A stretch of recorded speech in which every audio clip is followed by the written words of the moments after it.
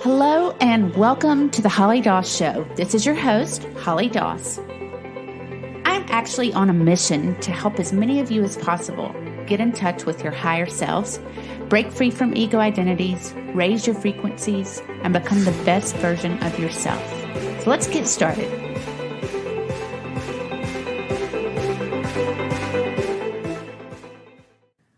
Hello, everyone. Welcome back and welcome to my show. If this is your first time joining me, I appreciate you giving my show a chance, and I hope that what I'm sharing today will speak to you.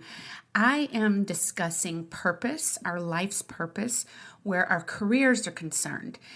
I don't know if you are facing a crossroads and considering a change in career, or if you've been forced out of your career due to the pandemic and you're left wondering what next. So the whole point of today's show is to give you a blueprint to your soul's path, and it traces back to your childhood. And we're going to do an exercise that will hopefully at least open your mind to the possibility of revisiting a childhood passion. And the reason why this is so effective is because between the ages of 3 and 12, our souls still have the ability to connect to higher energy source. And during those years, we pursue hobbies, pretend play, sports, our talents, because they bring us joy. For no other reason, joy comes first. And they bring us joy because they are a larger part of a blueprint our soul created before we ever took a body. So these are our signals and our clues as to our life's work. As children, we unapologetically play, imagine, and dream because we haven't yet learned to disbelieve or ignore our deep intuitive knowing. So when you are ready, I want you to grab a notebook and a pen, and I want you to think back to those ages, between the ages of 3 and 12. And I want you to try to remember 3 activities that you participated in or played often. Now, when I was a little girl, I loved to play school. I was the teacher and my dolls were my students.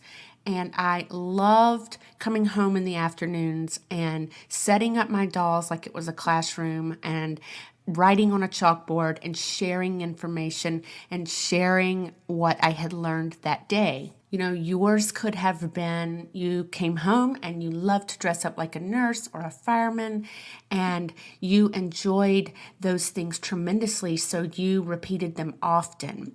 So that's what we're looking for here, are 3 activities or hobbies, and it could be even a sport that you excelled in or a gift, if you could sing or dance, something that brought you so much joy, just pure unconditional, untouched joy. And after you've made your list, I want you to really examine each activity and pinpoint what it was that brought you the joy. For me, teaching my dolls after school was that I was sharing information, and that I felt like what I had learned, I was so excited I wanted to share it. So I also enjoyed being in a leadership position. And you can probably see where I'm going with all of this, but your notes should contain what it was about each one of those activities that brought you the joy. And it can be more than one thing. If you were playing dress up as a nurse, you might put beside that activity that the thing that brought you joy was taking care of others. Or if you excelled in a sport, it was maybe winning or being really athletic or being in the best shape of your life. So what was it about each activity that was really what brought you pure, unconditional joy? So again, when I would play school, I would play teacher. The piece that brought me the joy was the sharing knowledge and sharing excitement with others. I also had a hobby. I loved to decorate. I would rearrange my room. I would redecorate as much as I could. And what I loved about that was being able to create spaces that look and feel good energetically and that they're balanced, and symmetry was important to me. So there were a lot of pieces that brought me joy. I also love to paint. I love to draw. I love to paint and draw faces. And I was fascinated by color and mixing colors. And what I loved so much about that was what you could do with your imagination and what you could actually do with a color palette. So as you complete this column on your notes, you're looking for the specifics of what brought you the joy, what made you fall in love with that activity in the first place. So you want to make sure you take really good notes on that. So now that you've got your list, I want you to see if you can trace any of those activities, any of those childhood passions to your adult life. And if you have not pursued any of them, that's fine too. Because most people who end up making careers out of their childhood passions had a parent, a coach, a teacher, a mentor, someone who was really dialed into that child's passions and talents, and they helped them see them through. They helped nurture those passions, and they kept their dreams alive. Now, in my case, I had the love and support of both of my parents, but particularly my mom. She really embraced the artist in me and encouraged me to pursue what I loved. My dad, on the other hand, he appreciated the creativity in me, but he had concerns about how are you going to make a living in the art world. And unfortunately, in the Western world, we put money and paying bills over what brings us joy. And that is why so many people spend their 20s and early 30s in dead-end jobs or careers that they just realize, I only chose this from a list, and I did not put much thought past that. I was choosing from what was available in college or that my parents, felt like would be a good opportunity for me. And it was never really closely examined where the soul's path was concerned. And in more Eastern cultures, they put joy above everything else. And so they succeed a lot earlier. They find their passions and pursue them a whole lot earlier. A prime example of this is Deepak Chopra tells this story in his book. I believe it was The 7 Spiritual Laws of Success. It was one of my favorite books. And he tells this story about when his children were growing up. He told them the only thing they were responsible for was to find their passions. He said, I will support you financially forever if I have to, but you are not to worry about money. He also said, I do not expect perfect grades either. I want you to find your purpose in life, period. Now, because he took the pressure off of them financially and academically, they were both able to find their purposes, pursue them without worry, and are very successful and financially independent adults. And they were so early in their 20s, both of them. So you can see where if you follow joy, you will succeed. If you follow your purpose and your path, you will succeed.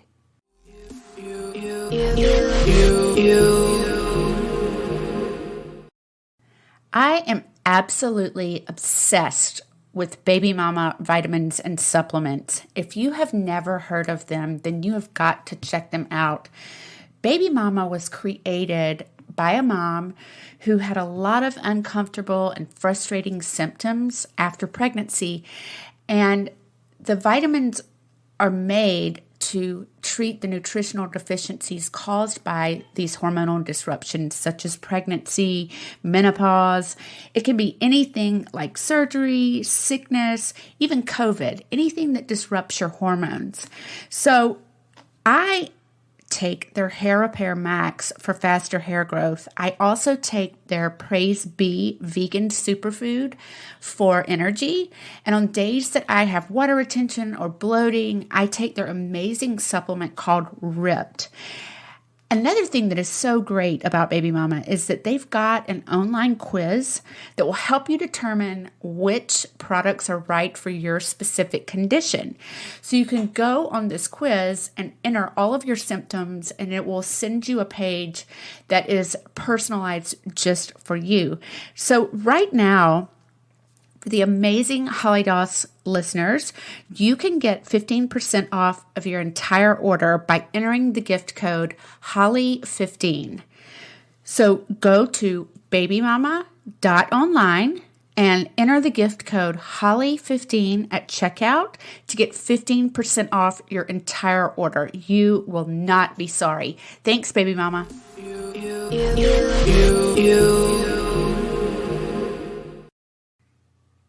You cannot chase another's path. You cannot chase a dream that's not meant to be yours. I live in LA, and it is full of people chasing big dreams that aren't in their life plan. So it is very important that you take a step back when you are having these career and job changes and make sure that whatever you're doing falls in line with one of the three activities.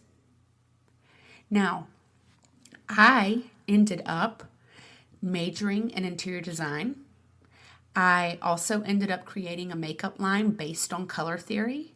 And I also ended up training to become a mindset coach.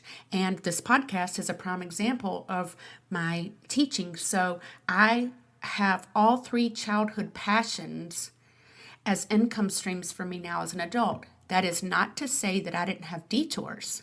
I definitely had some detours along the way. I definitely did pursue some things that were not meant to be mine.